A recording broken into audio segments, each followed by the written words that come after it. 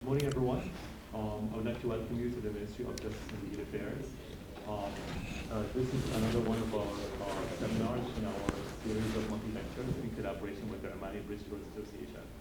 Today, we're delighted to have our colleagues from PwC to give us a seminar on double taxation avoidance treaties. We have two speakers today. Our first speaker is Gaurav Kapoor, Tax Director at PwC Oman. Gaurav is a chartered accountant, and he also holds a law degree. During his years of experience in corporate tax, international tax, M&As, VAT, GST, and inbound advisory in the Middle East and Asia, Gaurav has worked with clients across all industries and has significant experience in tax matters relating to the oil and gas sector, sovereign wealth funds, financial services, construction, telecommunication, technology, logistics, and aviation. We are also delighted to have Ahmed Al-Asmi. Ahmed is a tax manager in PwC with over 5 years of experience in advising domestic and multinational companies in national and international tax matters, such as tax compliance and tax planning, disputes with the tax authority, M&As, and due diligence matters. I would like to welcome you to the stage. Thank you. Thank you. Thanks, first of all, to the Ministry of Justice and Legal Affairs for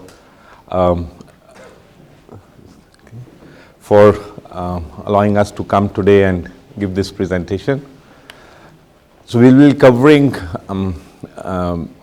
on double taxation. It's a very important element of the various sorts of agreements, like the free trade agreements or the economic agreements that countries negotiate with each other. There's specific reasons behind it, why it is done, etc. We'll go through it.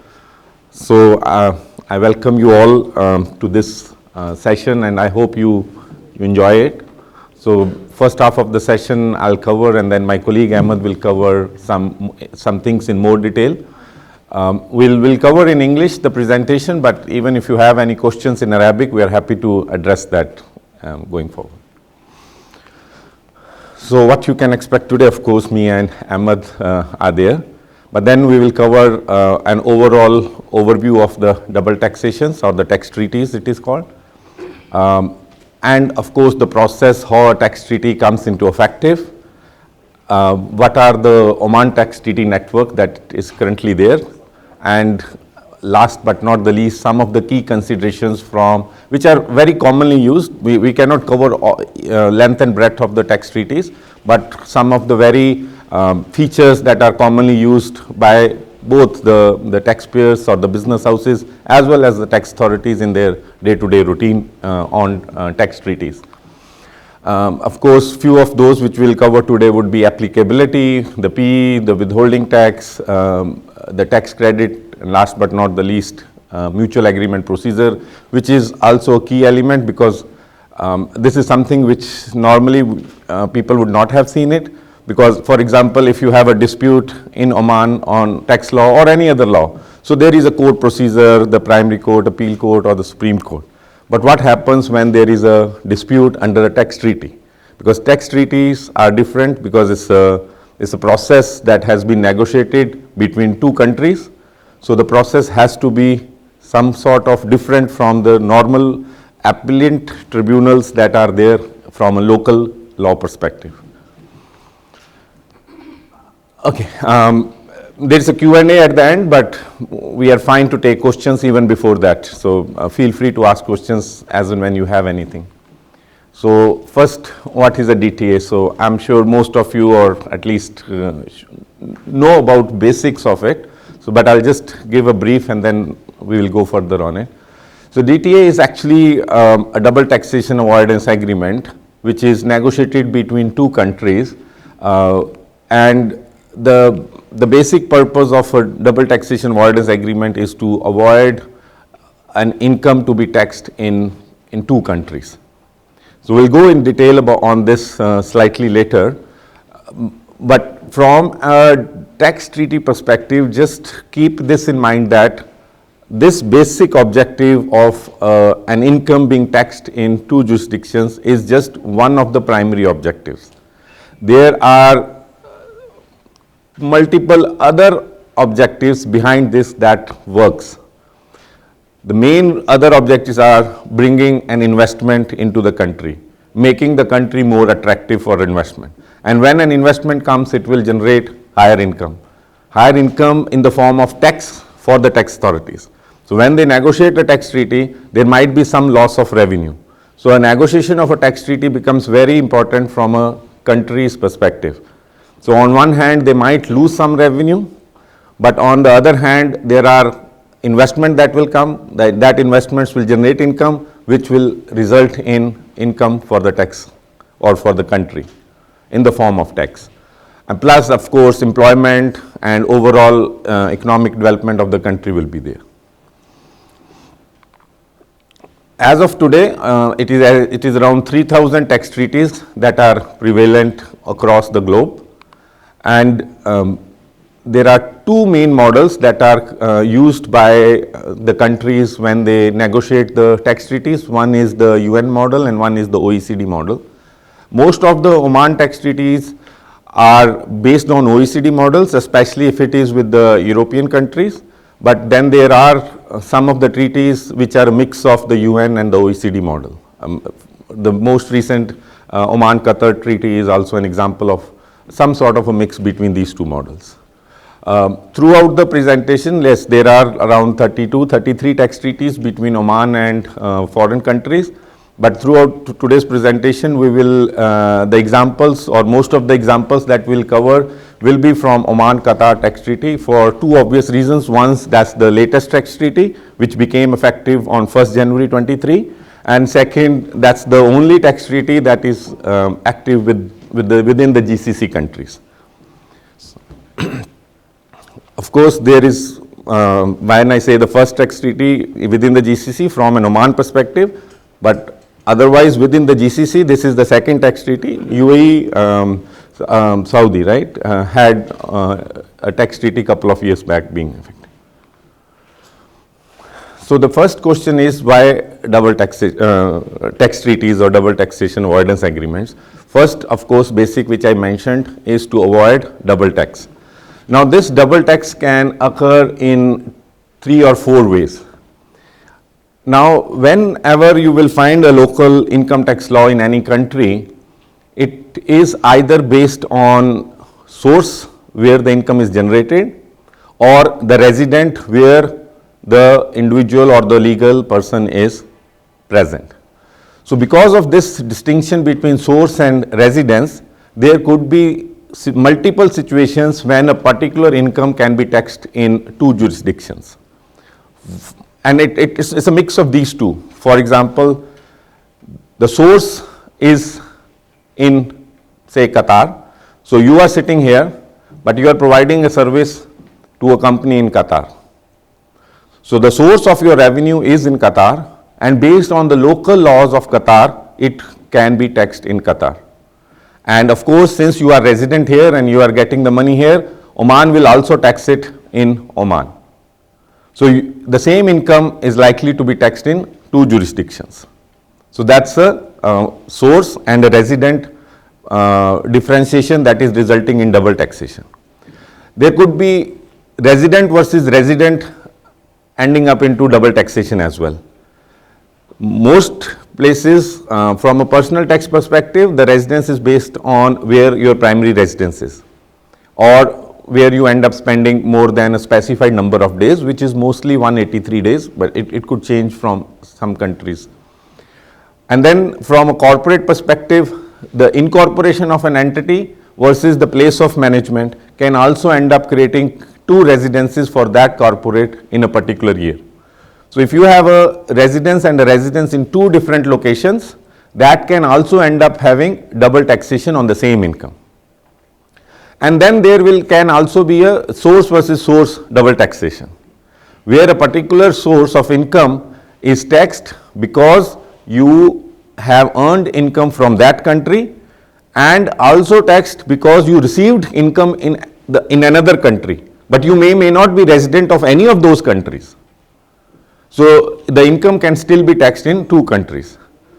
So you can see that these are, plus there are economic double taxation, etc. But these are the 3 primary ways where an income can be taxed into 2 countries.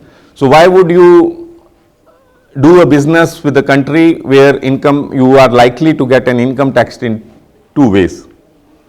Therefore, if there is a tax treaty that avoids this sort of situations, because what the tax treaties does, they primarily do two things. One, they lay down a parity between what can be taxed. So if there is an income, they will define whether that income will be taxed, or they will lay down the rules whether the income will be taxed in country A or country B. And if for whatever reason they are not able to properly lay down that in a tax treaty, they will give a credit of the tax that you have suffered in the other country. So these are the two primary ways that a tax treaty will use to avoid this double taxation. Either defining it where the income will be treated as being earned and subject to tax, or giving the credit of the tax that you have suffered in one country in the other country. So that way how it is treated. And then of course then the other benefits why there are tax treaties which I mentioned was on having investment, skills, because if an investment comes, the skills, the technology also comes into the country. So therefore the advantage of a tax treaty needs to be understood much beyond the tax element to it. And the negotiators need to consider this from a tax, not only from a tax perspective, but other economic factors perspective. And another important, because whatever I said was from the from the angle of the businesses. Yes, double taxation, businesses is benefiting out of it. The tax authorities in the initial stage is actually sacrificing the tax, but in the longer stage, due to investment, they are gaining out of it. But then this also brings certainty in terms of what is defined or which may not be clear before a tax treaty comes in picture. Because before that he might be taxed in two places, he might have a taxable presence in more than one location, but the tax treaty brings that certainty. And from a tax authority perspective, it brings exchange of information. So there will be companies or businesses where the tax is being hidden or they are trying to avoid some tax. So all that can also help the tax authorities in gaining more share, because the tax treaties always have a exchange of information article within it, whereby if you are a taxpayer in Oman and you are doing business in Qatar and there is a tax treaty, the Oman tax authorities can reach out to the Qatar tax authorities and ask for information.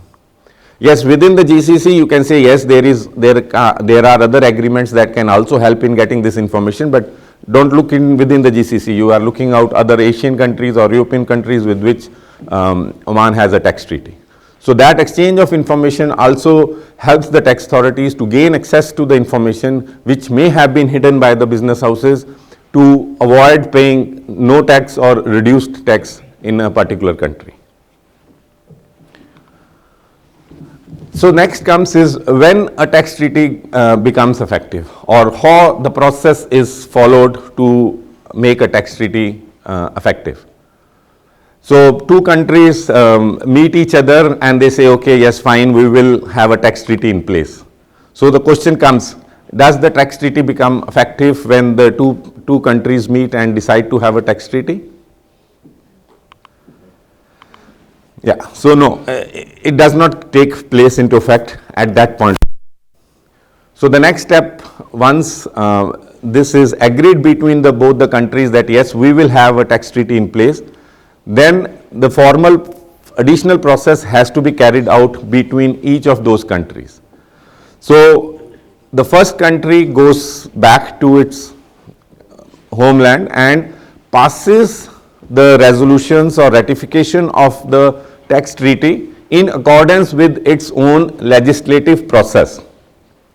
So each country, some are, for example, in Oman, until His Majesty issues the royal decree, it is not a law. So from an Oman perspective, a royal decree has to be issued to become the ratification of the tax treaty. Same other countries, it might be a parliament, So US Parliament, so you have to pass through, goes to the president to sign. So we are just generally describing it, not only from Oman perspective, just generally saying that the country has to ratify it in accordance with its legislative process, whatever it be. The same, it does not become effective when one country does it. Does it become effective when the second country passes the same ratification through the legislative process? No. So you have passed it, that is your homeland, which it's published in the official gazette. Same, it would be official gazette in that country or whatever format it is. So you notified your public, the Oman people, that this royal decree has been issued, because official gazette notification is effective only on the lands of Oman, not outside Oman. Same, if it is in Qatar, it's only effective in the land of Qatar and not in Oman. So an additional process has to be carried out where when Oman passes, they will inform Qatar that we have completed our process, and then similarly when Qatar passes, the Qatar will notify Oman that they have completed their process. So when both the countries complete this process and notify each other that they have completed this, does the tax treaty become effective?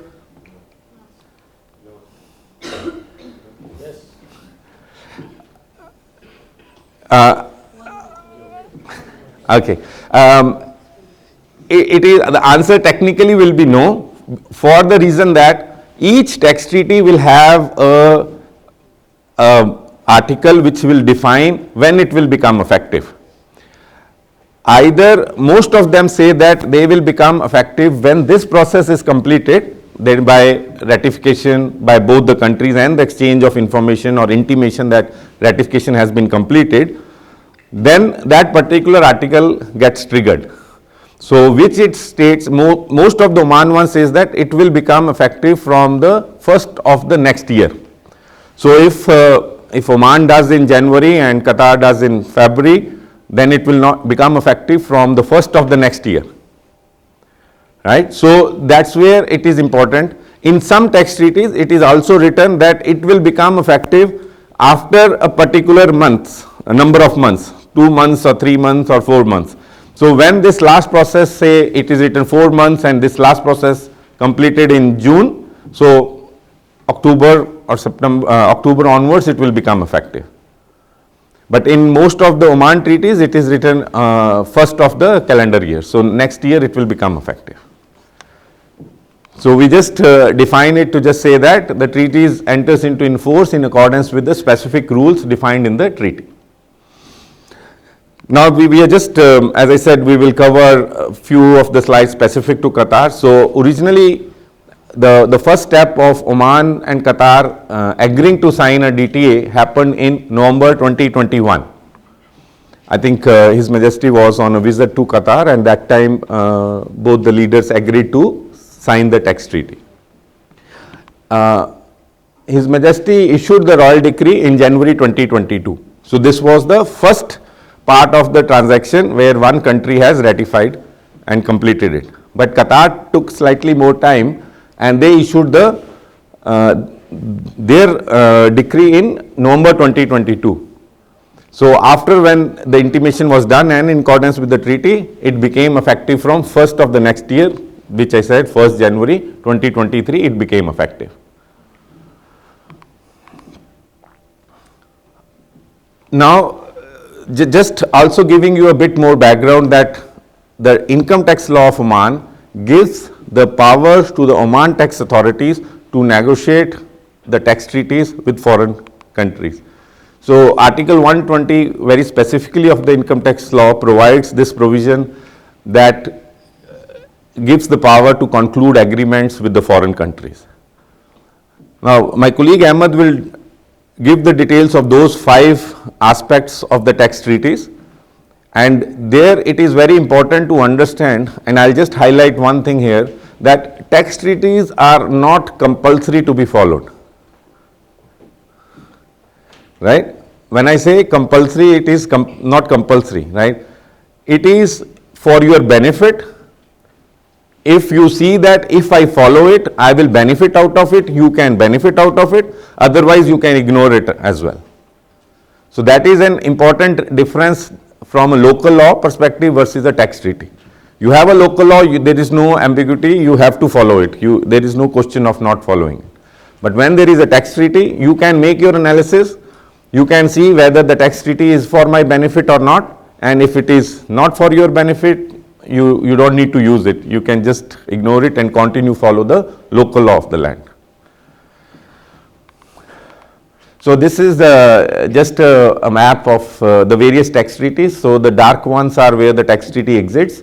The lighter ones, I think the color is slightly faded.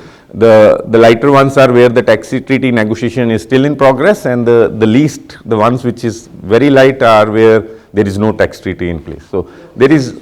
Excuse me, when you say you are supposed to follow the law and ignore the tax treaty, you cannot ignore the tax treaty, because the tax treaty, they say the withholding tax should be 5 and your law takes 10. You cannot say that I will implement 10. You have to follow the 5, unless there is something and you find that company is not a resident of that country you have signed, then you can implement it. But if there is a tax, you have to accept it. You cannot go unless you're going to do like India cases of Vodafone. Then there's a lot of the tax treaty. Once you sign the tax treaty, is it binding to you? Unless you find that that company has misused or that country has done, then your law applies. Am I correct? Yeah. No, I'll put a slightly different shade to it.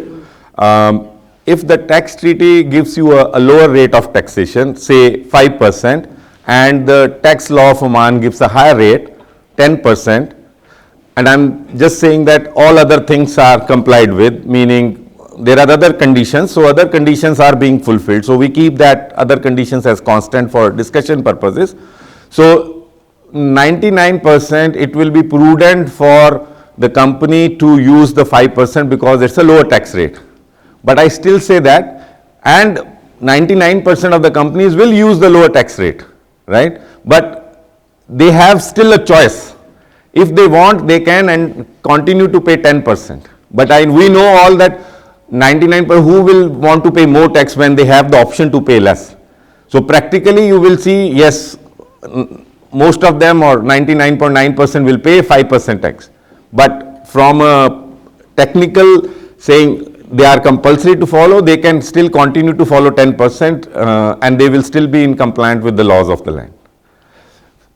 If they choose, I'm in Netherlands and the agreement says 5% or 0. Yeah, 0. And then I said I want to use 10. There must be something that the company will not agree 10. Okay, that's leave it aside. Okay, tax planning. But what I'm just saying here, just to make it clear, that if there is an agreement, that the law has to be applied accordingly.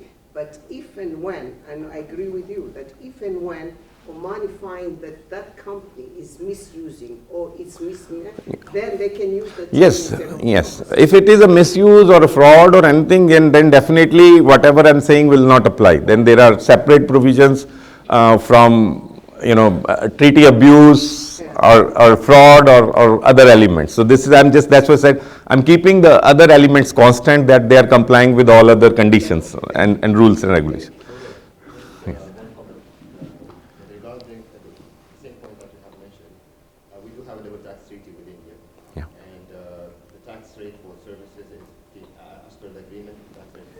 Yes. And we do have in here the law require the law says 10%.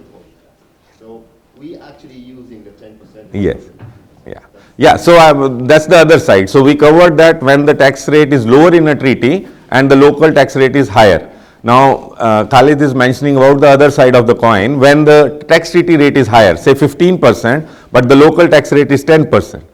So it is not compulsory, as I said, for you to use the treaty or apply the treaty. You can continue to apply the income tax law and pay tax on 10%. Right? So that gives a parity that tax treaties are there and tax treaties are there for your benefit. That's it. If you believe that the tax treaty does not give you a favorable treatment, you can just ignore it and continue to follow the local tax laws. And you can use different provisions of the tax treaty at different points of time to take benefit or not take benefit.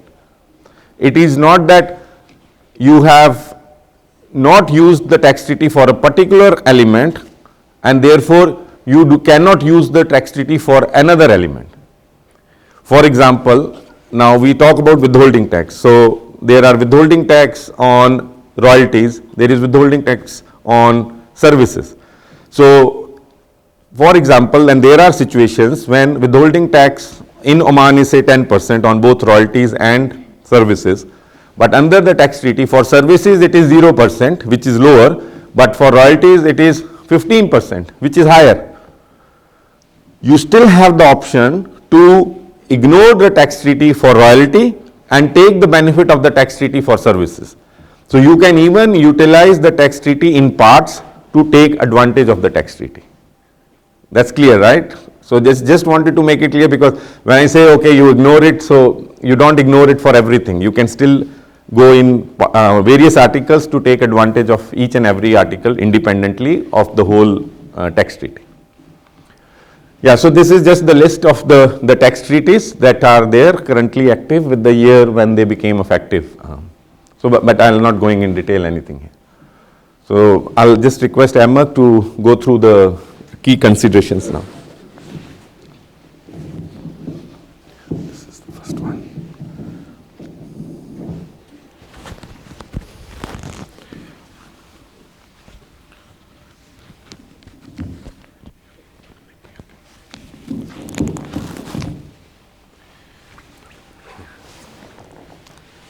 Thank you, Gaurav.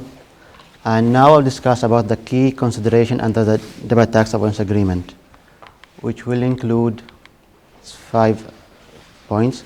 First, applicability. Second, the PE under the double tax avoidance agreement. Third, withholding tax. Fourth, the tax credit. And the last one is the mutual agreement procedure. First, regarding applicability. So under the DTA, any person, whether if he is a legal or natural person who is resident in one or both contracting state, the DTA will be applicable to him. And also, if such person is a tax liable in one of the contracting state, and which he should be is a domicile residence, place of services, place of management, or place of registration. Furthermore, as per the double tax agreement, the taxes covered on it should be in line with the local tax covered under each contracting state. For example, for Oman, we currently have only income taxes for corporate, which will be found in all DTA. However, in future, when PIT comes to place, the DTA will be amended to cover the PIT also. Now regarding the PE.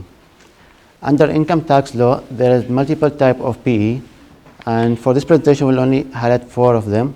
First, fixed place business PE, which in that case where a foreign entity provides services or sell goods in Oman directly in Oman through an office or stores or anything.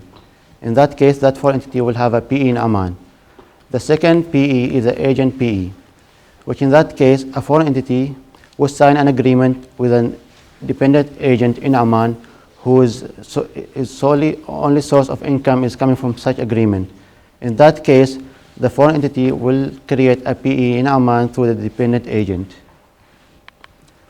The third type of PE is through installation PE. In that case, if a foreign entity provide like construction or installation services in Oman, and the duration of the contract is more than 90 days, then such entity will create a PE in Oman according to the income tax law. And the last and the most important kind of PE, which is a service PE. So in case of a foreign entity send their employee to Oman to provide services to a local entity here, and they stay in Oman for more than 90 days, then they will create a PE in Oman. The PE under the DTA, the PE type under DTA is similar to the one mentioned as per the local income tax law, However, there are two main differences. First, service PE is not included under the DTA provision, and the second one is that for entity who provide construction or installation services, the PE will only be applicable if such project is for more than 6 months. Therefore, for example, a Qatari company who sent their employees to Oman to provide services to a local entity in Oman, and they have stayed in Oman their employees stayed in Oman, for example, for 6 or 7 months. That entity have an option whether to follow the DTA, and they don't need to register as a taxpayer in Oman, since service PE is not included in the DTA, or if they find it beneficiary for them, they can register as a taxpayer in accordance with the income tax law.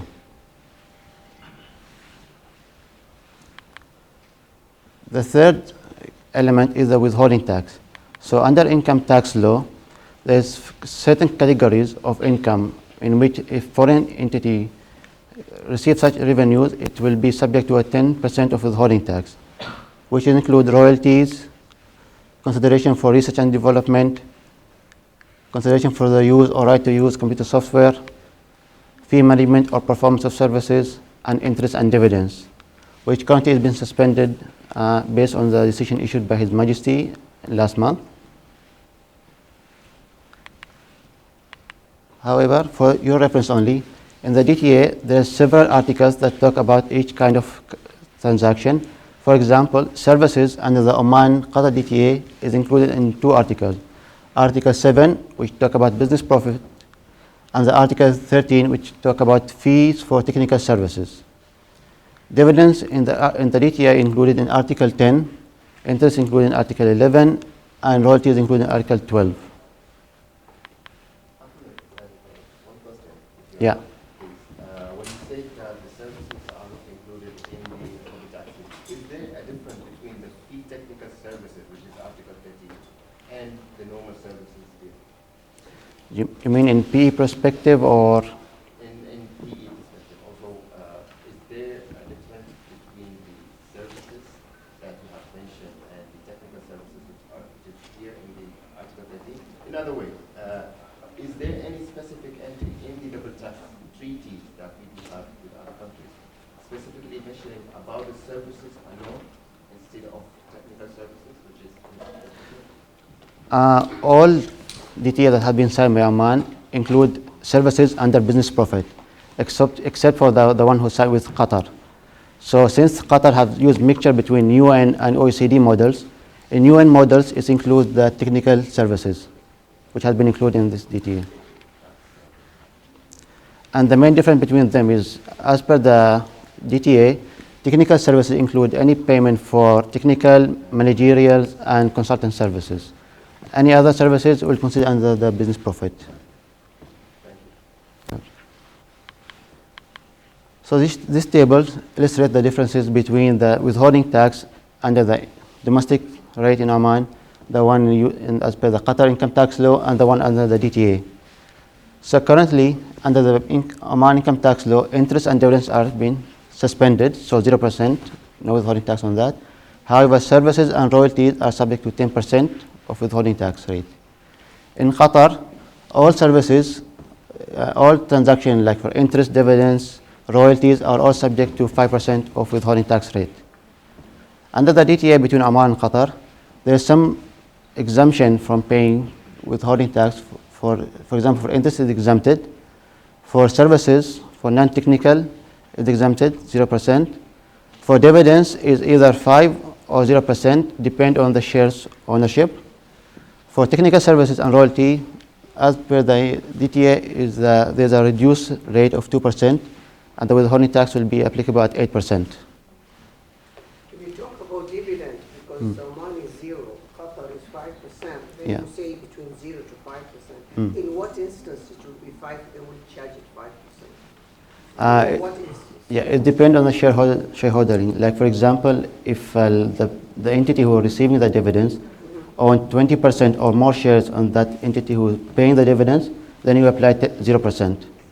However, if your ownership is less than 20%, you will apply 5%. When you say 20% in the first it will go how, what is the degree of the, family. For example, is a family, family, and then is a first, wife and children. Or it's just, they say, if you have whatever expected, more than 20%, it would be 5%. Yeah, as per law, it's mentioned that's only if more than 20% it will apply. It will be 5%. Yeah. Okay. So any question regarding the withholding tax? So next item is the tax credit.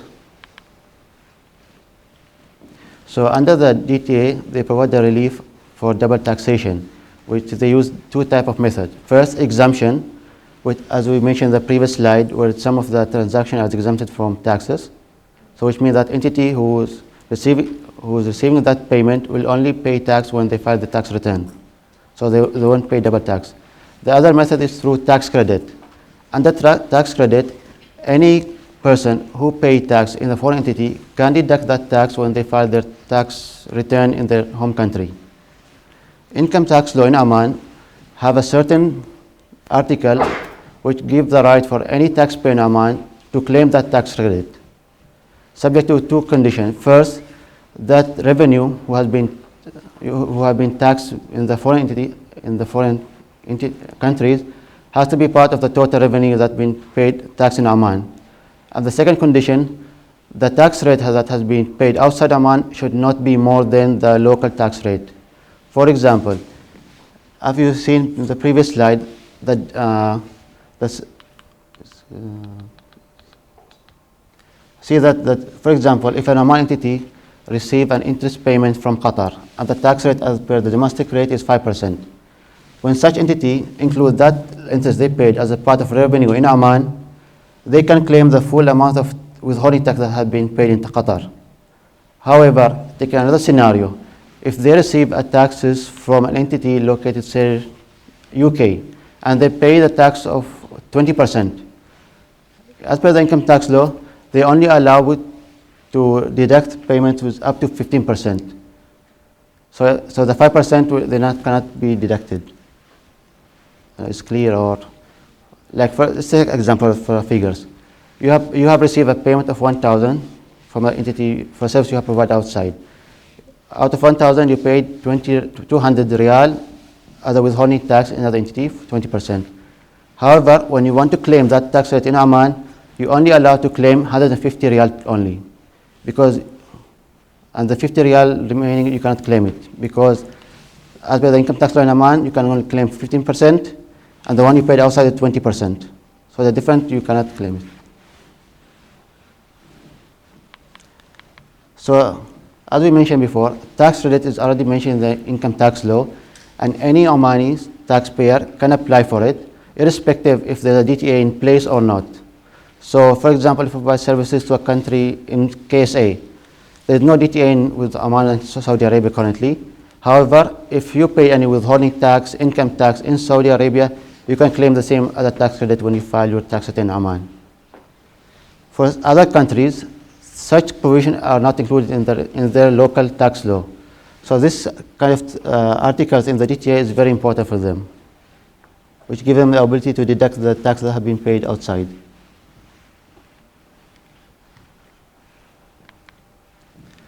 And the last key element is regarding mutual agreement procedure. As per the income tax law, any taxpayer who they want to dispute against any decision issued by the tax authority, there's a certain procedure they have to follow. For example, they have to file objection, appeal, then they can raise it to a court. There is no any procedure mentioned as per the income tax law which clarify about the dispute under the double tax avoidance agreement, which is why there's a specific article mentioned in the DTA which specify what is the procedure in case an individual want to file a dispute against misusing of double tax agreement or discrimination or so on. So as per the DTA, that person have to file his case with the competent authority, which in Oman is the tax authority, which is specifically the Department for International Cooperation, who in that case will receive the claim or the dispute from the taxpayer in Oman, and they will start a negotiation with the other respective authority in that following countries. the tax authority had issued a specific guidelines showing how the International Corporate Department can assist the local taxpayer whenever they have any dispute with the other parties. This guideline is available in the tax authority portal, and it's have a full details of the assessment process.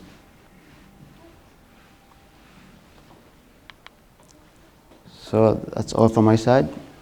Now, on the map, I will provide a little bit more details on the mutual agreement procedure. So you follow the tax treaty, and there is a and you comply. You are based in Oman. You follow the tax treaty, and that's it, right? But however, say Canada. So Canada tax authorities have issued another tax assessment notice on you, but you believe you should not have been penalized by the Canadian tax authorities. So apart from the legislative process or the appeal process that is defined in the Canadian tax law, which you can separately follow, you can also take advantage of the map. So you can file an application to the Oman tax authorities, providing the years involved, the assessment that is done, and providing your argument that why it should not have been ruled. And same versus the other way also. Here, when I'm saying you believe that the Canadian tax authority should not have done. It could be reverse way also. You are in Oman, but you believe that this income should be subject to tax only in Canada and not in Oman, but the Oman tax authorities issue a notice to you. But you say that because of the particular provision in the tax treaty, I should not be taxed. Then also you can file the same map procedure, follow the same, and file a separate appeal process in addition to the income tax law of the respective country. So in this, the tax authority will, once they receive it, they have two ways of dealing with it. First is they will try to unilaterally resolve the matter. They will study the matter as per their own unilateral authority and can give a ruling, yes, whether we accept it or reject it. And as a second step, they also have a bilateral resolution. So they will write on your behalf to the tax authority of the foreign country and try to conclude on the matter. And very basic concept on this is on the resident side. So when you are treated resident in Oman and also in another jurisdiction, so you will end up paying tax twice. Legally, a person after the tax treaty cannot be a resident of two countries. He or she can be a resident of only one country. And therefore, there can be a situation if that tax authority believes, no, you are resident here, this tax authority says, no, you are resident here. So there has to be a decision made between the tax authorities. So either where you give the representation, that tax authority gives the ruling in your favor, because that where you believe you have the tax residency, you can file the map procedure there, because similar map procedure exists in the other country also. And then if that is not resolved unilaterally, it goes through bilateral process and the matter will be resolved. I think there's a 3-year timely period within the tax authority also to resolve the matter, and then intimate you within 30 days of the resolution of the matter. Now, you may not have initiated the local income tax law appeal process during that time, right? For example, the tax committee, you filed the objection that was also against you, and you did not file the appeal to the appeal committee, or you may have filed also. I'll cover both the scenarios, but then you initiated the map process simultaneously. So if you have filed the appeal process will be stalled until the map process is completed. And if you have not filed the appeal, the map process time taken from day one till the decision made, if it is in your favor, fine, you will not take any action. But if it is against you, that time period will not be included in the time period for which you have to file the appeal. So after that, you still have the right, if the days are still there, I think 45 days from the objection decision, excluding this all time, you can still file the appeal and pursue your appeal process under the local law of the land. So this is mainly on the map, which normally it's not used, very rarely used, I would say, because most of the time I would say the tax treaties provide clear guidance, clarity in terms of your taxation rights. But then there, of course, there are cases like the Vodafone case or the other where the map processes have been initiated and rulings have been obtained. But these are the bigger ones. Sorry to interrupt. I just have a question. In your line of practice, have you come across any scenarios where there is a successful appeal process in Oman? Yeah. When you say appeal process from a map perspective or a local income tax law perspective? Like the scenarios that you came across. Yeah, so it depends on the merits of each case. Yes, we have seen appeal process being ruled in favor as well as against the taxpayers. We have seen that, yes. Would you mind talking further about No, I won't be able to talk very specific on, we have seen from a residence perspective, when the tax authorities have argued that this company is a resident in Oman, whereas it should not have been a resident. And based on the treaty application, we were able to convince them that yes, this company should not be a tax resident, and they accepted the argument. Yeah. Okay. Without naming, of course we can't name, but yes. Question there, Gaurav. With regard to the procedure, map procedure, you have mentioned about the revenue, which should not actually be taxed in both sides, both countries.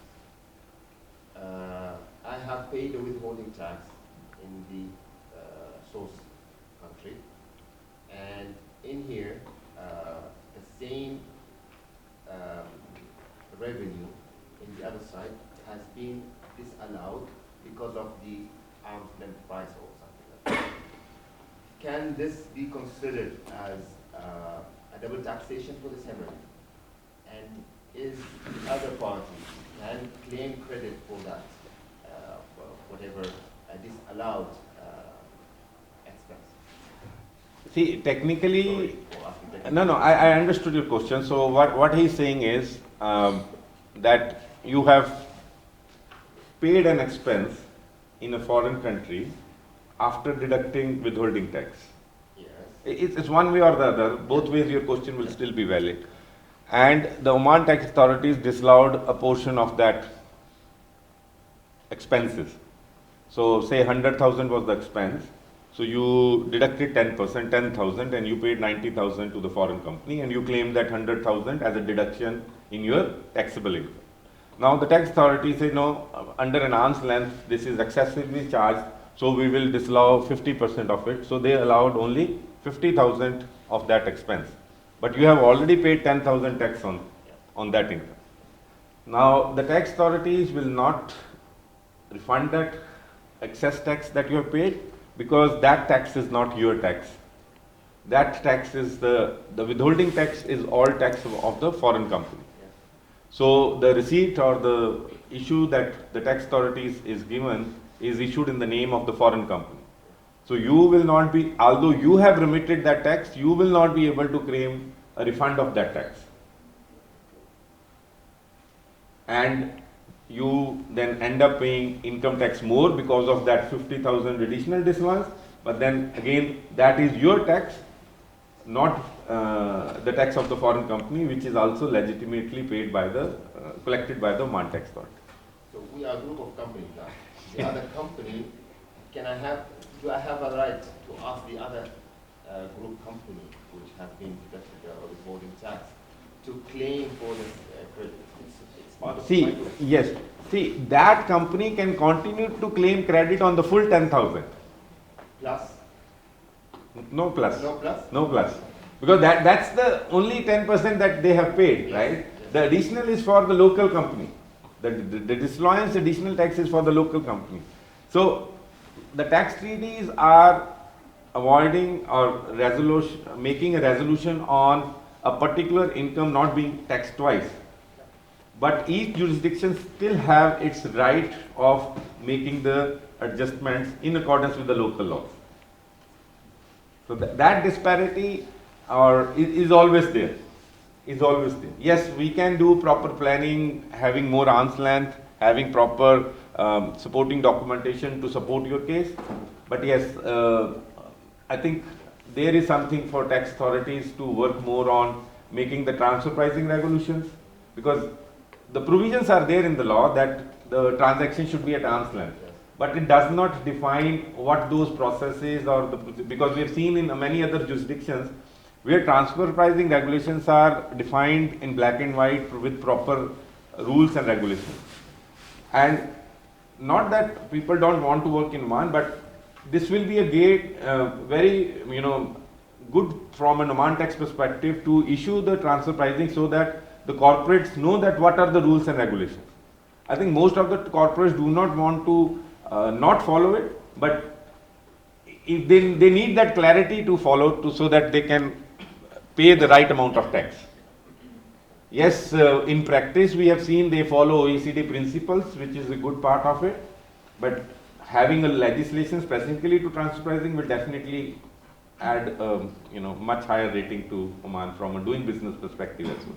Because if you see the doing business perspective and ease of doing business, this tax, not only the tax, the number of taxes and the comfort of paying taxes. When I say comfort is how easily the calculation and how easy the method of paying is also defines one of the elements of ease of doing business.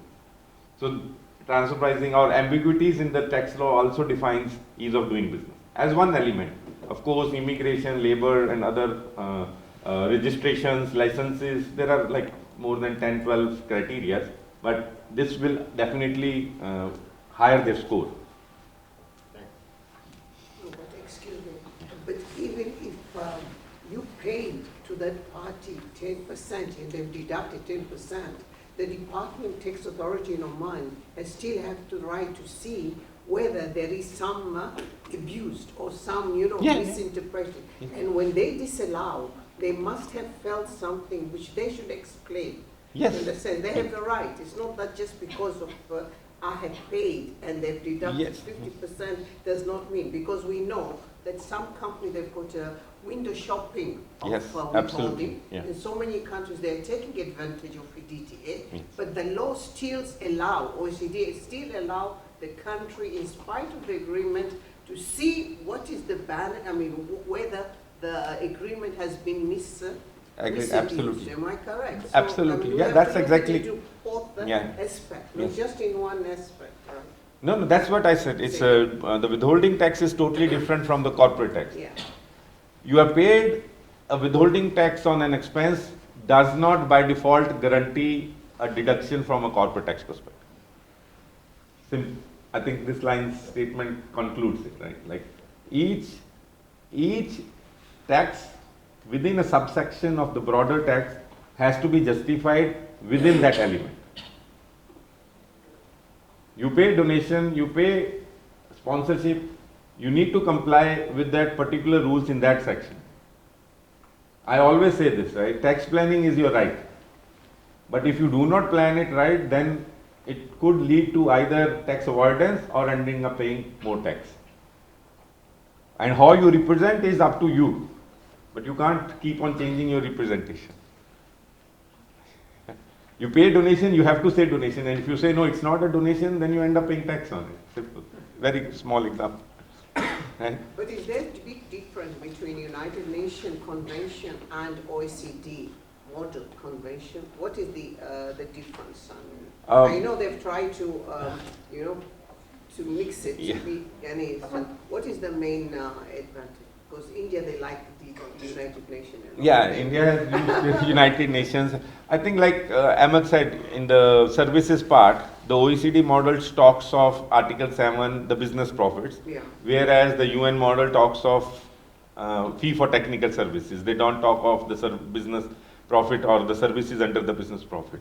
So there are some other differences, but I would say these are not big differences. These are just the models that have been developed by one, of course, by OECD and then UN to help the countries to negotiate the treaties so that they don't have to start from scratch.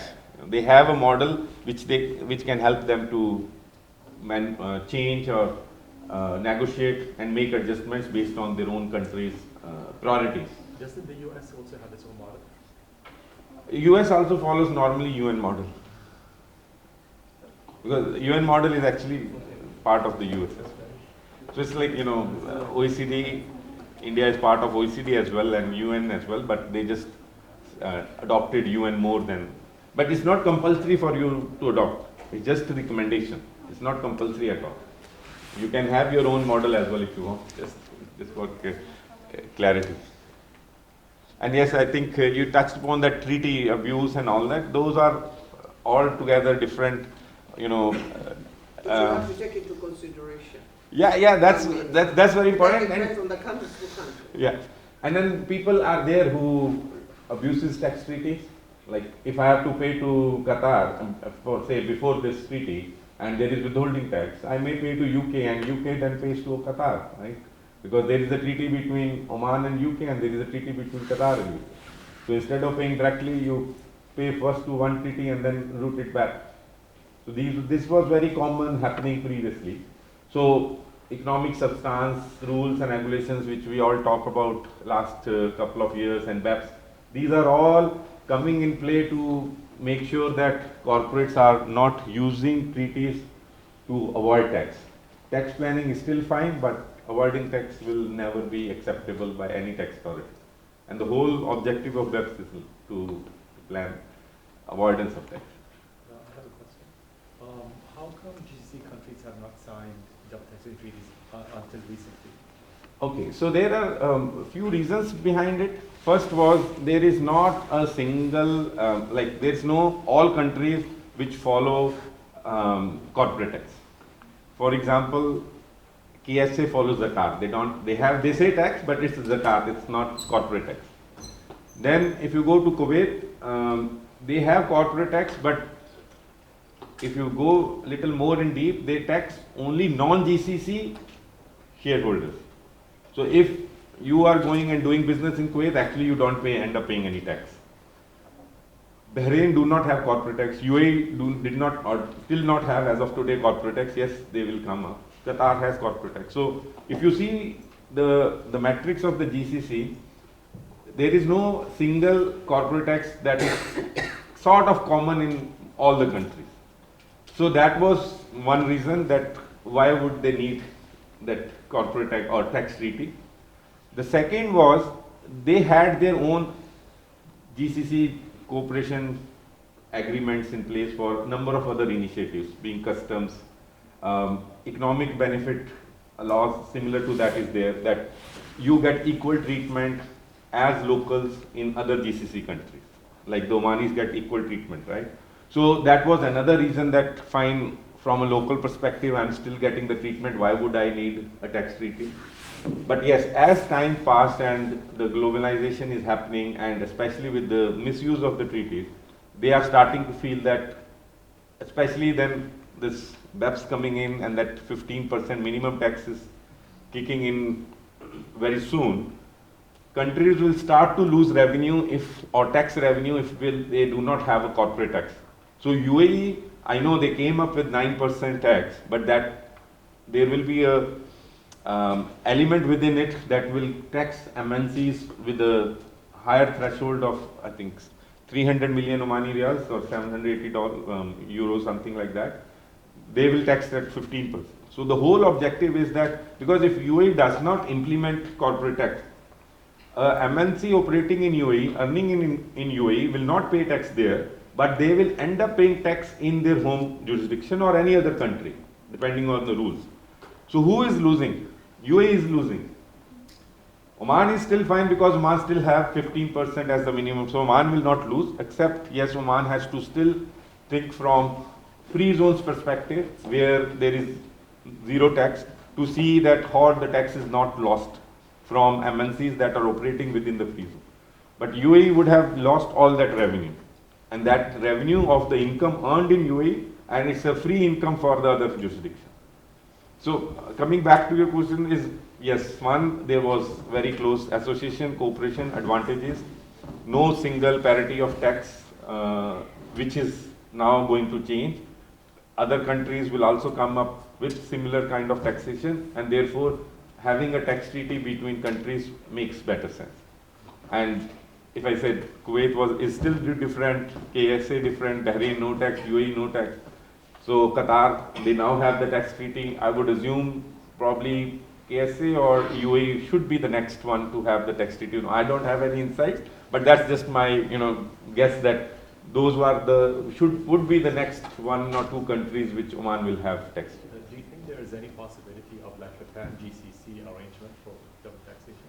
Is that? They could be possible, but still they have to do one-to-one negotiations, because tax treaties, although it is within the GCC, that it can work like it is still working for the customs. It could still be there, but it may be more to have better from an international, your image perspective, to have separate tax treaties with each of the countries. Last question for my side. Yeah, go ahead. Withholding tax on free zones. Sorry, not withholding tax. Double tax treaties. Is it applied also in the free zone? I would say from an Oman perspective, if you ask, it does apply, but I think Ahmed covered in one of the slides on the applicability. Yes. The tax is covered and the persons covered. So each treaty has to be read very carefully, especially in case of free zones. Now, how the free zone is structured in a particular country will define whether it is covered by a tax treaty or not. So there are situations when treaties are not covering the free zone. For example, you will see a separate tax law for a free zone compared to a mainland. In Oman, we have one tax law, so which is fine. But there are jurisdictions when there are separate tax law for mainland and separate tax law for free zone. So in those cases, if the free zone tax law is not mentioned in the taxes covered, so those companies will not be eligible to take or apply treaty. But from an Oman perspective, as far as I am aware of, all the Oman tax treaties does cover free zones. Oman free zones are covered. As far as I may be wrong, but what I've seen, because I was reading the double tax treaty with Qatar, and I noticed that in Qatar, the definition of Qatar, they have specifically mentioned about the free zones, while in Oman they just say the whole. Exactly. There is a reason for that, because when the Qatar original tax was there, they did not had any free zones. And when they implemented free zones, I think 2 or 3 years starting back only they started. They were late in coming up with the free zone concept. Then they started to have separate tax law for the free zones. That's exactly the reason that they have to mention it separately. Oman does not have it, so by default it is covered. So easy when we are sitting in Oman, but yes, it's different when you are sitting in different jurisdictions. Just a question on withholding tax. You mentioned before that if you have an entity in Oman, they can claim tax credit abroad. So if a foreign company deducts withholding tax at source, we can claim that tax credit in our return. Is that correct? Even if there's no double taxation agreement. Yes. So a double taxation agreement always have a provision to claim the credit. But from an Oman perspective, because Oman local law is also giving that advantage. All the local laws of the countries are not same. So there are many income tax laws of other countries which does not have a provision of giving the credit of taxes suffered in other jurisdictions. So in those jurisdictions you will be able to claim only if there is a tax treaty. Otherwise it becomes a tax cost for you. But in Oman you actually have a double protection. First, there is a provision under the income tax law that allows you to claim the credit. So irrespective of whether there is a tax treaty or not, you can claim it. The only difference I would say can be in terms of the procedure. If there is a tax treaty, you can say, I don't need to follow the procedure of the tax law, I can follow the procedure of the tax treaty to claim it. Otherwise, yes, from a conceptual perspective or except the administrative difference that can be there, Oman tax law also allows the credit of tax suffered in the foreign jurisdiction. So this is from Oman, this is like double protection, right? You have it under the local law. For whatever reason you we cannot claim it, but there is a treaty backing it up, it gives an added protection to it.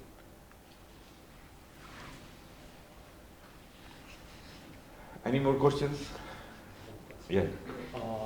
When countries negotiate double taxation treaties, do investment exporting countries have different strategies on what they want to have in the agreement versus investment importing agreements? And when Oman negotiates, do you see this like in the text of the agreement? Yeah, so I think from a negotiation perspective, the key difference is there between developed countries versus developing countries, because tax treaties from a developing country's perspective, they have an interest of bringing the investment in Oman. So they are probably ready to negotiate more from a developed country perspective, because they already have the infrastructure, they already have the technology know-how. So they may not like to have same inbound into their jurisdiction as Oman or a developing country would like to have.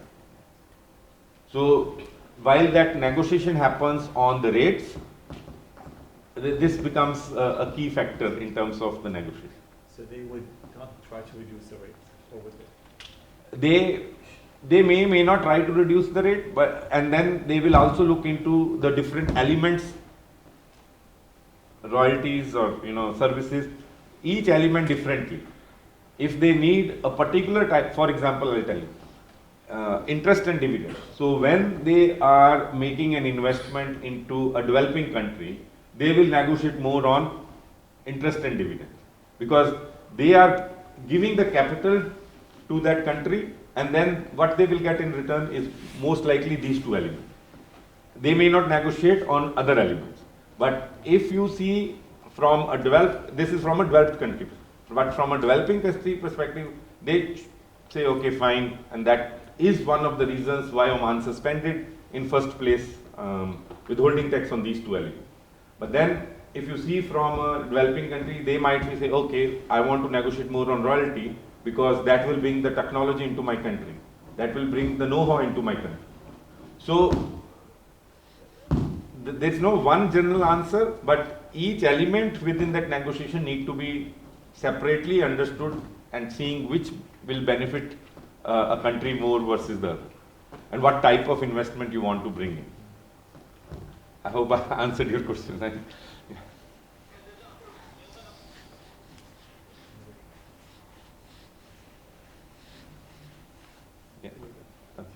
Thank you very much for listening us.